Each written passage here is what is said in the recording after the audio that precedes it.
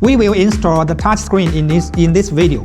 We will use the following parts: the core machine with cover, the touchscreen, the keypad, the T6 screws, and the ground wire. Let's start. First, we combine the touchscreen and the keypad together. There are two square holes on the pivot bracket of the screen.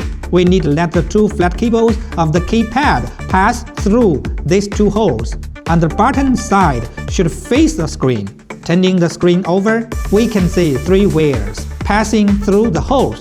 Second, we need to insert the other side of the keypad into the rotating spindle cover, and we should let the two flat cables to pass through the square holes on the core panel. After pushing these two parts together tightly, we flip them over. Use the tweezers to flip out the three flat wires. See here, we need to clip out these three wires, this wire, this, and this. Third, we use the three T6 screws to lock the parts together. What we need to tell you is the screw on the left side needs to be equipped with a ground wire. Let the screw through the foot ring of the ground wire and clockwise the T6 screwdriver to make it tightly. Then we lock the other two screws one by one.